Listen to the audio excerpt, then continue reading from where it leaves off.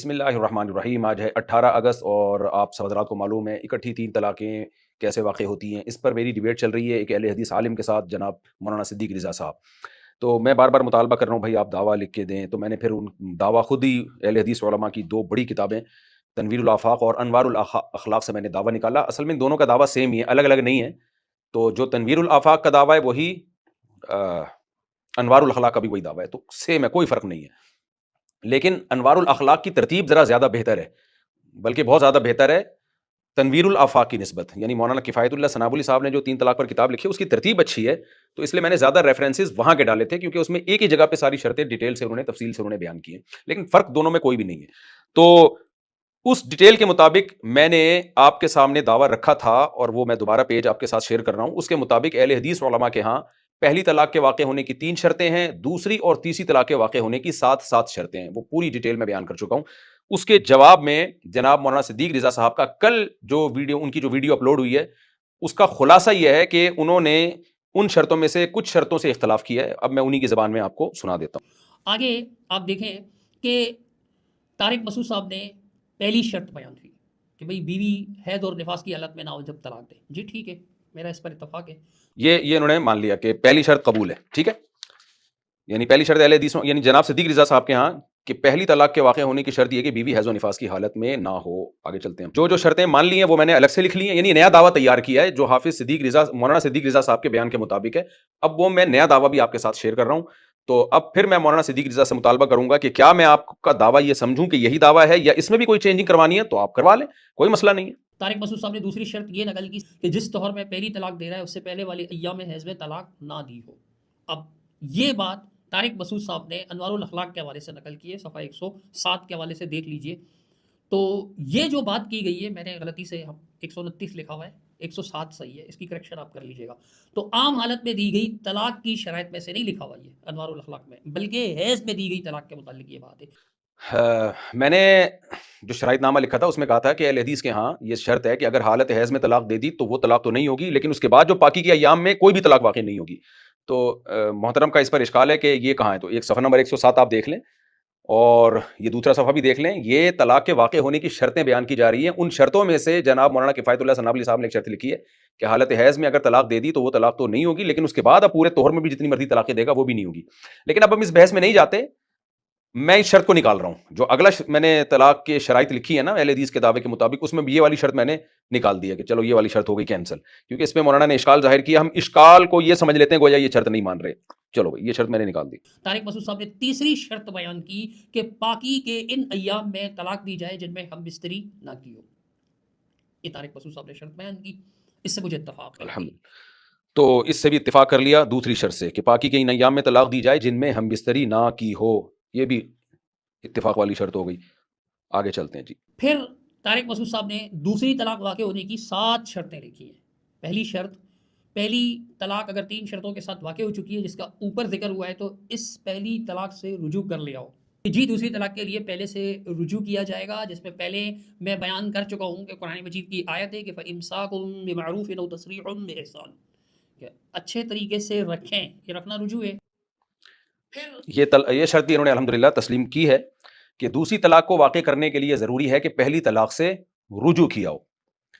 یہ بھی شرط ہو گئی کلیئر۔ اب میں نے نئے دعوے میں یہ شرط بھی لکھ لی ہے۔ البتہ انہوں نے اس کا انکار کیا ہے کہ اچھی نیت سے رجوع کرنا، کہہ رہے ہیں یہ طلاق کے واقع ہونے کے لیے ضروری نہیں ہے، یعنی دوسری طلاق کے واقع ہونے کے لیے یہ ضروری نہیں ہے کہ پہلی طلاق سے اچھی نیت سے رجوع کیا ہو، بس رجوع کر لینا کافی ہے۔ تو چلو میں نے اچھی نیت والی شرطیں بھی نکال دی ہیں، 2 شرطیں اور نکال دی، وہ جو تھی نا کہ وہ آپ میں خلاصہ آ جائے گا، آپ لوگ بھی زیادہ کنفیوز نہ ہو، پاگل ہو جائیں گے۔ آگے ان کی میں وہ بیان سنا دیتا ہوں۔ آگے طارق مسعود صاحب نے دوسری شرط بیان کی کہ پہلی طلاق زبان سے رجوع اور نیت کرے کہ میں نے مزید طلاقیں نہیں دینی ہیں۔ تو اس پر جو میرا موقف ہے وہ یہ ہے کہ نیت کا تعلق دل سے ہے، اللہ تعالیٰ جانتا ہے یا رجوع کرنے والا، ظاہر سی بات ہے رجوع اگر کوئی کر رہا ہے تو ظاہر میں اس کو رجوع ہی سمجھا جائے گا۔ اگر آپ نے یہ بات ایسے ہی نقل کی جیسے لکھی ہوئی ہے تو یہ جو لوگوں کو سمجھ میں نہیں آ رہا تھا، لوگوں کی تو خیر ہے۔ خود طارق مسعود صاحب ماشاءاللہ مفتی ہیں، عالم دین ہیں، مدرس ہیں، لیکن موقف اور جزوی بات کو نہیں سمجھ رہے تھے۔ طلاق دینے کے بعد دوسری طلاق کے لیے رجوع کرنا ہوگا، یہ موقف ہے۔ اب یہ جو بات ہے کہ نیت کیا ہو، نیت میں کیا کیا چیزیں شامل ہو، یہ جزوی بات ہے، اس سے اختلاف ہو سکتا ہے، موقف ہمارا یہی ہے، شیخ ثناء اللہ کا بھی اور شیخ علامہ رئیس ندوی رحمہ اللہ کا بھی، کہ رجوع ہوگا پھر اس کے بعد دوسری طلاق دی جائے گی، وہ طلاق واقع ہو جائے گی، چاہے وہ رجوع 2 دن بعد کرے چاہے وہ گھنٹے بعد کرے، رجوع ہوگا۔ اس حوالے سے یہ بات عرض کر رہا ہوں کہ یہ جو اضافی چیز ہے نا، اس کو کہتے ہیں جزیات، جزوی بات۔ موقف ایک ہی ہے، موقف اور جزیات کا فرق طارق مسعود صاحب جیسے بندے کو سمجھانے کی ضرورت نہیں ہے، اس لیے میں نے یہ بات سرسری طور پر کی، لیکن طارق مسعود صاحب نے اس کو گڑبڑ قرار دیا۔ خیر ان کا حسن ظرف ہے، وہ جیسے چاہیں کر سکتے ہیں۔ آگے ٹھیک کہہ رہے ہیں کہ ہمارا اس ثناء اللہ صاحب اور مولانا رئیس ندوی صاحب کا موقف یہ ہے کہ دوسری طلاق جب واقع ہوگی جب پہلی سے رجوع کیا جائے اور رجوع بھی اچھی نیت سے ہو، تو کہہ رہے ہیں اس میں میرا ان سے جزوی اختلاف ہے، یعنی بیسک موقف تو یہی ہے کہ دوسری طلاق پہلی طلاق سے رجوع کے بغیر نہیں ہو سکتی، لیکن یہ جو رجوع میں نیت کا جو ایک لگا دی ہے شرط کی اچھی نیت اور بری نیت، یہ کہتے ہیں یہ جزوی اختلاف ہے، سولوٹ مان لیتے ہیں ہم۔ اب میں نے جو نئی شرطیں لکھی ہیں اس میں یہ والی شرط نکال دی ہے میں نے، گڈ ہو گیا۔ چوتھی شرط طارق مسعود صاحب نے صفحہ 3 پر یہ نقل کی کہ پہلی طلاق سے رجوع اگر ہم بستری کے ذریعے کیا ہو تو ہم بستری کے ذریعے رجوع اچھی نیت سے ہو، نیز ہم بستری کے ذریعے حمل بھی ٹھہرے۔ اس کے حوالے سے یہ عرض ہے کہ یہ شرط ہمیں انوار الاخلاق کے محولہ صفحات میں، یہ صفحہ 108 کا بھی حوالہ دیا، 112 اور 113 کا حوالہ دیا، مجھے نہیں ملی، انوار الاخلاق میں بھی نہیں ملی۔ یہ میں نے دوبارہ صفحہ پہ شیئر کر دیا۔ اس میں یہ ہے کہ اگر کوئی شخص ہم بستری کرتا ہے اور اس سے حمل ٹھہر جاتا ہے تو اب وہ طلاق دے سکتا ہے، دوبارہ صفحہ میں نے شیئر کر دیا۔ تو کچھ شرطوں پہ جناب صدیق رضا صاحب نے تحفظات کا اظہار کیا ہے، کچھ کو ماننے سے انکار کیا اور کچھ کو تسلیم کیا ہے، تو میں نے نیا شرائط نامہ لکھ دیا ہے نئی شرطوں کے مطابق، اس میں شرطیں کچھ کم ہو گئی ہیں، تو اب میں پڑھ کے سنا دیتا ہوں۔ جی اہل حدیث کہتے ہیں، اہل حدیث عالم، میں کہہ رہا ہوں اہل حدیث عالم کا 3 طلاقوں کے وقوع سے متعلق ایک دوسرا دعویٰ کچھ جزوی اختلافات کے ساتھ۔ تو جناب صدیق رضا، محمد صدیق رضا صاحب جو ہیں اہل حدیث کے نامور عالم، ان کی تحقیق کے مطابق پہلی اور دوسری طلاق کے واقع ہونے کی شرطیں، ان کی تحقیق کے مطابق کیا ہیں؟ پہلی طلاق کے واقع ہونے کی 3 شرطیں ہیں۔ نمبر 1، بیوی حیض اور نفاس کی حالت میں نہ ہو، یعنی حالت حیض تقریباً 6 سے 7 دن اور نفاس تقریباً 40 دن میں جتنی طلاقیں دی جائیں گی ایک بھی واقع نہیں ہوگی، چاہے ایک مجلس میں دی جائیں یا الگ الگ مجلسوں میں۔ پہلی طلاق کے واقع ہونے کی دوسری شرط، پاکی کے ان ایام میں طلاق دی جائے جن میں بیوی سے ہم بستری نہ کی ہو، یعنی پاکی کے ایام میں اگر ہم بستری کر لی تو ہم بستری کے بعد ان پورے ایام میں بھی، یعنی تقریباً 1 ماہ میں جتنی بھی طلاقیں دے گا ایک بھی واقع نہیں ہوگی، چاہے ایک مجلس میں دے یا الگ الگ مجلسوں میں دے، ایک بھی واقع نہیں ہوگی۔ دوسری طلاق کے واقع ہونے کی 3 شرطیں۔ پہلی شرط، پہلی طلاق سے کسی بھی نیت سے رجوع کر لیا ہو، یعنی پہلی طلاق سے اگر رجوع نہیں کیا دوسری نہیں ہوگی، یعنی چاہے مزید طلاقیں دینے کی نیت سے رجوع کیا ہو یا حقوق ادا نہ کرنے کی نیت سے رجوع کیا ہو، دوسری طلاق بہرحال واقع ہو جائے گی۔ ہم بستری کے ذریعے رجوع کیا تو شرط یہ کہ حمل بھی ٹھہرے، لیکن اگر آپ کو اس شرط پہ بھی اعتراض ہے تو میں یہ والی شرط بھی نکال دیتا ہوں، لیکن لکھا ہوا آپ کی کتابوں میں، آپ لوگوں کے علماء کی کتابوں میں یہی ہے۔ اب آپ نے بتایا نہیں کہ اس شرط سے آپ کو اتفاق ہے یا اختلاف ہے، بہرحال آپ بول دیں مجھے اختلاف ہے، میں یہ بھی نکال دوں گا۔ دوبارہ پڑھ لیتا ہوں، بیچ میں گڑبڑ ہو گئی تھی۔ پہلی طلاق سے کسی نیت سے رجوع کر لیا ہو، یعنی چاہے مزید طلاقیں دینے کی نیت سے رجوع کیا ہو یا حقوق ادا نہ کرنے کی نیت سے، پہلی طلاق سے رجوع کرنا ضروری ہے۔ خلاصہ یہ نکلا، پہلی طلاق سے رجوع کیے بغیر آپ دوسری طلاق نہیں دے سکتے۔ پہلی طلاق سے زبان سے رجوع نہیں کیا تو ایک مجلس تو کیا، پوری مدت حمل یعنی 9 ماہ میں، اور جسے حمل نہ ہو اس عورت کی پوری عدت تقریباً 3 ماہ میں جتنی بھی طلاقیں دے گا، 2 طلاقوں میں سے بقیہ 2 طلاقوں میں سے ایک بھی واقع نہیں ہوگی، چاہے ایک مجلس میں یہ طلاقیں دے، الگ الگ مجلس میں دے، یا حمل کے 9 مہینے میں تقسیم کر کے دے۔ اور پہلی طلاق سے رجوع کے بعد مزید 2 طلاقیں دے گا تو واقع ہو جائیں گی، چاہے ایک مجلس میں دے دے یا 1 گھنٹے میں دے یا 1 مہینے میں تقسیم کر کے دے۔ شرط یہ کہ پہلی طلاق سے رجوع کیا ہو۔ تو پہلی طلاق سے اگر رجوع کر لیا تو اب دوسری طلاق اسی مجلس میں بھی واقع ہو جاتی ہے، تیسری بھی اسی مجلس میں واقع ہو جاتی ہے۔ اگر نہیں ہوتی تو آپ بتا دیں، میں پھر اس کے حساب سے چینج کر لوں گا نا، ہم تو یہی سمجھ رہے ہیں آپ کی باتوں سے۔ اچھا بھائی، لیکن اگر رجوع ہم بستری کے ذریعے کیا تو رجوع تو ہو گیا، لیکن اس ماہ میں رجوع کے بعد مزید طلاقیں نہیں دے سکتا، کیونکہ جس دور میں ہم بستری کر لی جائے اس دور میں طلاق واقع نہیں ہوتی، الا یہ کہ اس ہم بستری سے عمل ٹھہر جائے۔ خلاصہ یہ نکلا دوسری طلاق کے واقع ہونے کی شرطوں کا خلاصہ سن لیں تو وہ بھی آسان ہے۔ خلاصہ یہ کہ دوسری طلاق کے واقع کرنے کے لیے ضروری ہے کہ پہلی طلاق سے رجوع کرے، اور رجوع بھی زبان سے ضروری ہے۔ ہم بستری کے ذریعے رجوع اگر کر لیا تو حمل ٹھہرنا ضروری ہے، ورنہ وہ رجوع تو ہو جائے گا مگر دوسری طلاق واقع کرنا جائز نہیں ہوگا۔ آگے چلتے ہیں، دوسری طلاق کے واقع ہونے کی دوسری اور تیسری شرط۔ اب وہ 7 شرطیں نہیں رہی، اب یعنی 3 شرطوں پہ آ گئے، ٹھیک ہے، آپ کی تحقیقی ہے، ثناء اللہ صاحب اور رئیس ندوی صاحب کی الگ ہے۔ دوسری طلاق کے واقع ہونے کی دوسری اور تیسری شرط وہی ہے جو پہلی طلاق کے واقع ہونے کی پہلی اور دوسری شرط ہے، یعنی حالت حیض تقریباً 6 سے 7 دن اور نفاس تقریباً 40 دن میں جتنی بھی طلاقیں دی جائیں ایک بھی واقع نہیں ہوگی، چاہے ایک مجلس میں دیں، یہ ہو گیا۔ تیسری طلاق کے واقع ہونے کی بھی وہی 3 شرطیں جو دوسری طلاق کے واقع ہونے کی 3 شرطیں۔ اب ان تمام شرطوں کا خلاصہ، پچھلی اور اگلی شرطوں کا میں آپ کو آسان لفظوں میں بتا رہا ہوں، پڑھ کے سنا رہا ہوں، میں نے خود لکھا یہ خلاصہ یہ کہ اہل حدیث کے 2 نامور عالم جناب محمد رئیس ندوی اور جناب مولانا کفایت اللہ ثناء اللہ صاحب، جن میں اول ذکر تنویر الآفاق فی مسئلۃ الطلاق کے مؤلف ہیں، جو ہے 527 صفحوں 28 صفحوں کی کتاب، اور دوسرے نمبر عالم ثناب علی صاحب، ان کی کتاب ہے انوار الاخلاق فی مسئلۃ الطلاق، ان کی کتاب ہے 880 صفحوں کی۔ ان کتابوں کا خلاصہ یہ ہے، ان کی تحقیق یہ ہے کہ 3 طلاقوں میں سے پہلی طلاق کے واقع کرنے کی 3 شرطیں، دوسری اور تیسری طلاق کے واقع کرنے کی 7 شرطیں ہیں، جن کی تفصیل پچھلے ایپیسوڈ میں نقل کر چکا ہوں، اور وہ پورا پیج دوبارہ آپ کے ساتھ میں شیئر کر رہا ہوں۔ لیکن جناب اہل حدیث کے نامور عالم جناب مولانا صدیق رضا صاحب کی تحقیق کے مطابق پہلی طلاق کے واقع کرنے کی 2 شرطیں ہیں، دوسری اور تیسری طلاق کے واقع کرنے کی 3 شرطیں ہیں، اور ان تمام شرطوں کا حاصل، صدیق رضا صاحب کی جو بیان کردہ شرطیں، ان کا حاصل یہ ہے: پہلی طلاق جب واقع ہوگی جب بیوی حیض و نفاس کی حالت میں نہ ہو، جس طہر میں پاکی کے ایام میں طلاق دے رہا ہے اس طہر میں ہم بستری نہ کی ہو، الا یہ کہ اس ہم بستری سے عمل ٹھہر جائے۔ دوسری اور تیسری طلاق جب واقع ہوگی جب بیوی حیض و نفاس کی حالت میں نہ ہو اور جس طہر میں طلاق دے رہا ہے اس میں ہم بستری نہ کی ہو، الا یہ کہ ہم بستری سے عمل ٹھہر جائے۔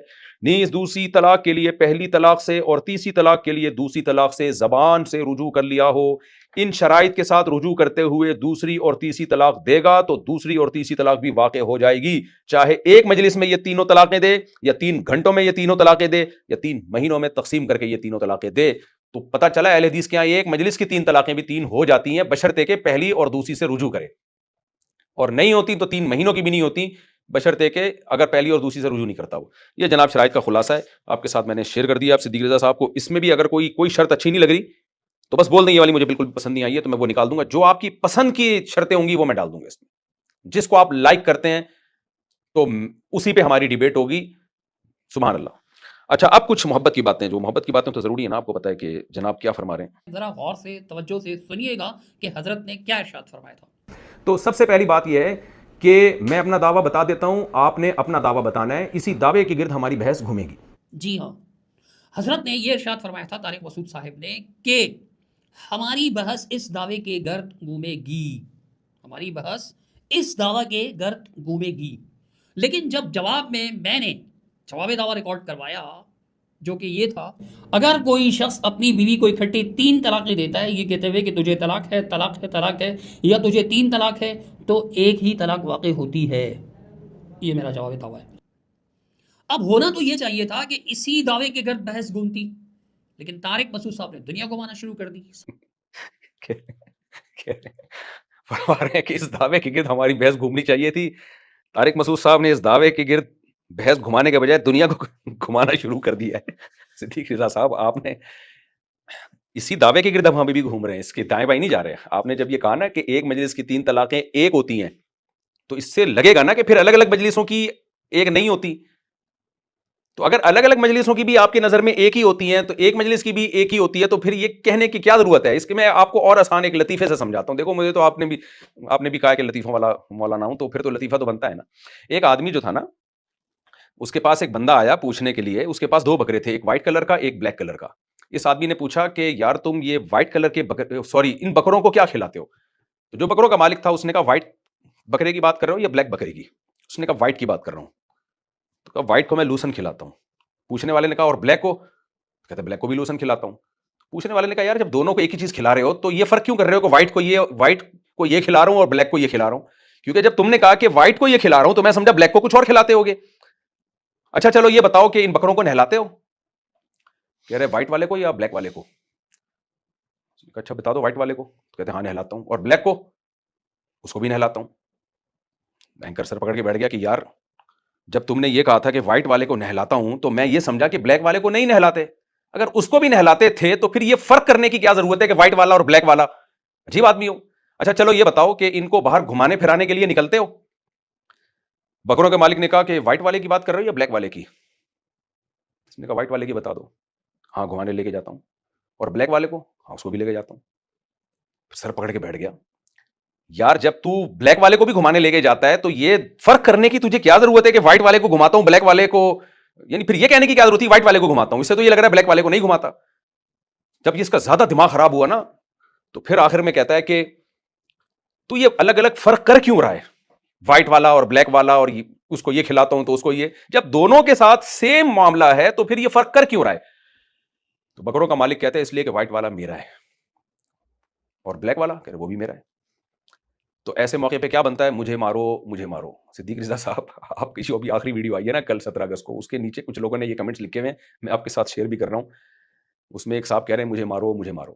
تو آگے بھی چلتے ہیں، کچھ باتیں باقی رہ گئی ہیں ابھی. تو اس لیے آپ نے یہ تو کہہ دیا کہ ایک مجلس کی 3 طلاقیں ایک ہوتی ہیں، یہ دعویٰ کلیئر نہیں ہے نا. اس سے یہ لگ رہا ہے کہ الگ الگ کا کیا، تو الگ الگ بھی آپ لوگ بعض صورتوں میں تو 9 مہینے میں ڈیوائیڈ کر کے دے رہا ہے تو ایک بھی نہیں ہو رہی، اور بعض صورتوں میں ایک ہی مجلس میں 3 واقع ہو رہی ہیں. رجوع کر کے دے رہا ہے تو ایک ہی مجلس میں ہو رہی ہیں، اور نہیں ہو رہی تو ایک بھی نہیں ہو رہی ہے. ایسی بھی سچویشنز ہیں.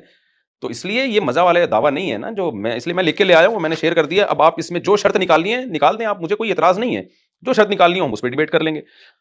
تھوڑی سی محبت کی اور باتیں رہ گئی ہیں. آپ کہتے ہیں جی ہم بیٹھیں گے، یہ اشکال آپ پیش کرتے ہیں اپنی ویڈیوز میں کلپ بھی لگانے کی ضرورت محسوس نہیں کرتا. اگر آپ انکار کریں گے تو میں لگا دوں گا کہ جی مردوں کی طرح لڑائی ہوگی، دنیا تماشا دیکھے گی ہمارا. بڑا مطلب آپ ایک جذباتی انداز میں اس بات کو بیان کرتے ہیں. تو حضور یہ سب کچھ طے کرنے کے بعد ہم بیٹھیں گے تو کیا شیورٹی ہے، کیا گارنٹی ہے، کیا ضمانت ہے کہ مرغوں کی طرح نہیں لڑیں گے؟ سوائے حسن زن کے تو اور کچھ نہیں ہے نا، کہ میرا آپ کے بارے میں حسن زن ہے کہ آپ مجھے لڑنے کے لیے نہیں بلا رہے، شور شرابہ چیخنے چلانے کے لیے نہیں بلا رہے. تو کچھ حسن زن میرے بارے میں بھی رکھ لیجئے، کچھ رکھ لیجئے. تو انشاءاللہ دنیا دیکھے گی کہ ایسا نہیں ہے. آپ ایک مثالی گفتگو بنانا چاہتے ہیں، میں بھی اسے ایک مثالی گفتگو بنانا چاہتا ہوں. ایک مثالی گفتگو ہو، واقعی ایسا لگے کہ 2 مسلم بھائی، 2 مسلمان بھائی آپس کے اختلافات کو انتہائی احسن اسلوب میں سمجھنے اور سمجھانے کی کوشش کر رہے ہیں، ایک دوسرے کو افہام و تفہیم کی کوشش کر رہے ہیں. ماشاءاللہ بڑی پیاری بات کی ہے جناب مولانا صدیق رضا صاحب. دیکھیں نہ میں آپ سے بدگمان ہوں نہ آپ مجھ سے بدگمان ہیں. مرغوں کی لڑائی والی جو میں نے بات کی ہے نا، آپ بھی سمجھدار ہیں کہ جب بھی کسی سے معاملہ کیا جاتا ہے تو اچھا گمان رکھنے کے باوجود بھی اس کو اتنا کلیئر کیا جاتا ہے کہ کہیں کسی بھی طرف سے شیطان کے گھسنے کا راستہ باقی نہ بچے. ورنہ اچھا گمان کا تقاضا تو یہ تھا کہ میں اس موضوع پر آپ سے بات ہی نہیں کرتا. میں کہتا کہ بھی آپ کی جو تحقیق ہے یقیناً قرآن و سنت کے مطابق ہوگی. تو اچھا گمان تو پھر یہ بھی ہونا چاہیے. تو پھر ہم بات چیت کریں کیوں؟ تو اس لیے ٹھیک ہے، آپ کی بھی لڑنے کی نیت نہیں ہے، میری بھی لڑنے کی نیت نہیں، لیکن بہرحال ہم نے کھانچے سارے بند کرنے ہیں کہ کوئی ایسا موقع ہم چھوڑیں ہی نہیں شیطان کے لیے کہ وہ بیچ میں گھس کے ہم کو لڑانے کی کوشش کرے. تبھی تو حدیث میں معاملات کو لکھنے کا حکم ہے. وجہ اس کی یہ ہے کہ مسلمانوں کے مابین معاملات ہو رہے ہیں لیکن کوئی گڑبڑ نہ ہو جائے. حدیث میں اور قرآن میں ہے نہیں کہ لکھت پڑھت کے معاملات میں گواہ بھی بناؤ. کیوں گواہ بناؤ بھائی؟ کل کوئی مکر نہ جائے. حالانکہ سب مسلمانوں کے آپس کے معاملات ہو رہے ہیں، اور یہ آیتیں کہ مخاطب تو صحابہ کرام تھے، تو ان کو کہا جا رہا ہے کہ معاملات کو لکھا کرو. تو اسلام نے ہمیں حکم دیا ہے کہ گمان سب سے اچھا رکھو، لیکن جب کسی سے معاملہ کرو تو شیطان کے گھسنے کے تمام راستوں کو پہلے بند کر دو. تو اس لیے میں یہ دعویٰ اور کہ منقع ہونا چاہیے اور یہ سب چیزیں شرائط فرائط، یہ میں اس لیے اتنی باتیں کر رہا ہوں. ایک اور سن لیتے ہیں ہم. تو جلدی کیجئے، عوام بھی تھک چکی ہے. ہمیں کہہ رہے ہیں کہ یار کب سامنے بیٹھو گے آپ؟ اب میں کیا کر سکتا ہوں کہ جب طارق مسعود صاحب دعوے پر ہی بات شروع کر دیں، اصل موضوع کی طرف آئے نہیں، تو میرا کیا قصور ہے اس میں؟ دعوی تو اصل موضوع ہوتا ہے. صدیق رضا صاحب آپ کہہ رہے ہو طارق مسعود صاحب دعوے پہ ہی بحث شروع کر دی، تو آپ کا اصل موضوع ہے کیا؟ دعوی تو اصل موضوع ہوتا ہے. تو ایک چیز ہی کلیئر نہیں ہو اور ہم اس پہ بحث شروع کر دیں تو وہ از کالڈ مرغوں کی لڑائی، اسی کو تو کہتے ہیں. تو خیر میں نے اب یہ شیئر کر دیا ہے. اس میں آپ کو جو بھی اشکال ہو آپ بتا دیں تو پھر انشاءاللہ ہم اچھا شرائط بھی جو ہے وہ میں ریٹرن میں ہے میرے پاس. تو جیسے ہی آپ یہ دعویٰ کلیئر کر دیں گے میں شرائط شیئر کر دوں گا. کوئی اس میں میری طرف سے انشاءاللہ تاخیر نہیں ہوگی. وہ شرائط کوئی لمبی چوڑی نہیں ہے. پہلی تو میری خواہش ہے، میں نے آپ سے عرض کیا کہ ہمارے اسٹوڈیو میں آپ آ جائیے گا، جیسے پہلے آپ آئے تھے تو یہاں آ جائیں. تو یہ میرے لیے سب سے بہت آسان ہو جائے گا اس کے لیے، کیونکہ آپ کو پتہ ہے میں نے اس کی ڈیٹیل میں زیادہ میں نہیں جاتا. دوسری بات یہ کہ ہم جو ہے نا جب آپس میں بات چیت کریں گے تو 15 منٹ یا 10 منٹ کا ایک وہ رکھیں گے. 10 منٹ آپ، 10 منٹ میں، 10 منٹ آپ، 10 منٹ میں. آپ جب 10 منٹ بولیں گے میں بیچ میں نہیں بولوں گا. میں یہ اگر موضوع سے ہٹ بھی گئے نا تو میں یہ بھی نہیں بولوں گا کہ ہم موضوع سے ہٹ رہے ہو. بس جو بولنا ہے بولتے رہو. میری باری میں جو میں نے بول رہا ہوں سب کو پتہ ہے ہمارا موضوع کیا ہے، کس پہ ہماری ڈیبیٹ ہوگی. وہ شرطیں سب کے سامنے پہلے سے ہوں گی. اب کوئی ان شرطوں پہ قائم رہتا ہے نہیں رہتا ہے یہ اس کا ہیڈیک ہے. بیچ میں بولنے کی اجازت کسی کو نہیں ہوگی. عوام خود فیصلہ کرے گی کہ کون موضوع پہ رہا اور کون موضوع پہ نہیں رہا. ہم نے تو یہ ایپیسوڈ بنانے ہیں 10 منٹ یا 15 منٹ آپ کے، 15 منٹ میرے، یا 15 منٹ پہلے میرے پھر 15 منٹ آپ کے، جو بھی ہم طے کر لیں گے. تو 15 منٹ کے ہم 6-7 سیشن ہر ایک کے لیے رکھیں گے. 5-6 سیشن آپ کے، 5-6 سیشن میرے. اور آپ بولیں گے پھر میں، پھر آپ، پھر میں. اور ہماری اسٹاپ واچ لگی ہوگی 10 یا 15 منٹ. جیسے آپ بولیں گے تو اسٹاپ واچ ہمارا بندہ آن کر دے گا اور ٹھیک 15 منٹ کے بعد وہ بند کر دے گا. پھر میری طرف اسٹاپ واچ آ جائے گی. اس بیچ کا جو وقت ہوگا گھڑی ادھر سے ادھر کرنے میں وہ کاؤنٹ نہیں ہوگا. تو پھر 15 منٹ میں بولوں گا. تو اس طرح ہم طے کر لیں گے 15 منٹ کے کتنے سیشن آپ کو دیے جائیں، 15 منٹ کے کتنے سیشن مجھے دیے جائیں. اور آخر میں 5 منٹ کے ایک گریوی والا سیشن اور رکھ لیں گے کہ بھئی کوئی بات رہ گئی تو 5 منٹ آپ، 5 منٹ میں. تو یہ گریوی والا سیشن کون کس کے دلائل مضبوط تھے، کس کے کمزور تھے، یہ فیصلہ عوام نے کرنا ہے. یہ میں اور آپ وہاں بیٹھ کے فیصلہ نہیں کریں گے، کیونکہ ان چیزوں سے لڑائیاں ہوتی ہیں. اگلا میں جیتا ہو کہ میں، یا جیت بھی تو کہ بھائی علمی ڈیبیٹ ہے، دنیا کے سامنے آ گئی ہے جو ہوگا. اور جو ریفرنسز آپ، جیسے آپ نے کوئی حدیث پیش کی، مجھے پتا ہے کہ یہ حدیث موجود ہے، تو پھر میں اس میں آپ سے ریفرنس نہیں مانگوں گا، کیونکہ اس میں ٹائم ضائع ہوتا ہے. کچھ چیزیں ہمارے اور آپ کے درمیان متفقون علیہ ہیں. جیسے میں نے حدیث کا کوئی اصول پیش کر دیا اور مجھے پتا ہے اہل حدیث بھی مانتے ہیں اس اصول کو، آپ بھی مانتے ہیں. اب آپ مجھ سے مطالبہ کر رہے ہیں اس کا ریفرنس دکھاؤ، تو اس میں ٹائم ویسٹ ہوگا. یا میں آپ سے مطالبہ کر رہا ہوں اس کا ریفرنس دکھاؤ، تو بلا وجہ کا ٹائم ضائع ہوگا نا اس میں. تو ایسی چیزیں جو میرے اور آپ کے درمیان متفقون علیہ ہیں، ان میں جب اختلاف ہی نہیں ہے تو پھر اس میں ریفرنس نہیں مانگا جائے گا. ایک بات، تاکہ ہم سب کا ٹائم بچے.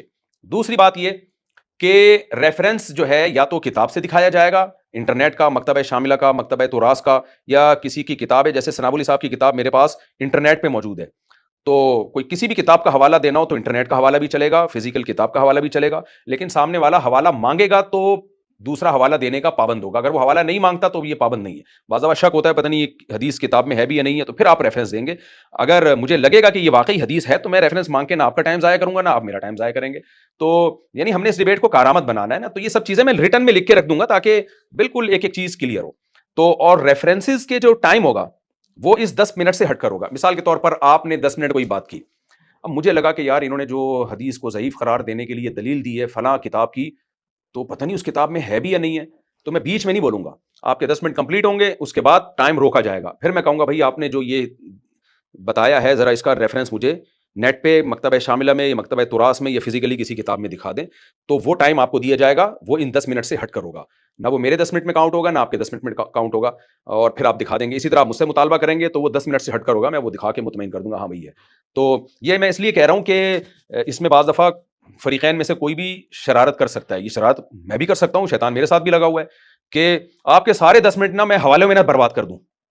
آپ نے مثال کے طور پہ 10 حدیثیں پیش کی ہیں، اب اس 10 منٹ میں آپ سے کہہ رہا ہوں کہ یہ حوالہ دکھاؤ، یہ حوالہ دکھاؤ، یا آپ حوالے دکھانے میں آپ کے 10 منٹ تو آپ کے اسی میں ضائع ہو جائیں گے. تو یہ حوالوں کا جو ریفرنس دکھانے کا ٹائم ہوگا، یا تو آپ خود سے اپنے 10 منٹ میں دکھا دیں، میرے مطالبے پہ جب دکھائیں گے تو وہ کسی ٹائم میں کاؤنٹ نہیں ہوگا، وہ الگ سے ایک ٹائم ہم کریں گے. یعنی ابھی میں صرف ان کا ہلکا پھلکا سا آپ کو خلاصہ پیش کر رہا ہوں. یہ سب ریٹن فارم میں آئیں گی تو بڑی کلیئر ہو جائیں گی، عوام بھی اس میں پریشان نہیں ہوگی. ان میں ایک شرط جو لازمی میری طرف سے ڈالی جائے گی، وہ شرط یہ ہوگی کہ اس ڈیبیٹ کے ختم ہونے کے بعد نلی بریانی میری طرف سے، آپ کے جتنے بھی آئے ہوئے مہمان ہوں گے ان سب کو میری طرف سے ایسی خاندانی بریانی کہ آپ انگلیاں چاٹتے رہ جاؤ گے انشاءاللہ. تو یہ تو ایک آخری کی غریبی کی شرط ہے. وہ ساری شرطیں میں انشاءاللہ لکھ کے آپ کے ساتھ شیئر کر دوں گا، اور آپ جو اس میں آپ کو اعتراض ہوگا وہ ہٹا دیے گا، جو شرط ڈالنی ہوگی ڈال دیے گا، وغیرہ وغیرہ. تو یہ ہم کر لیں گے. اب اس کو انشاءاللہ ہم کارآمد بحث کی طرف لے کے جاتے ہیں. بس یہ میری شرائط نامہ میں نے لکھ کے رکھ دیا ہے، آپ بتا دیں اس میں سے جو جو شرطیں پسند آ رہی ہیں وہ ٹک کر دیں، جو پسند نہیں آ رہی اس کو کراس لگا دیں.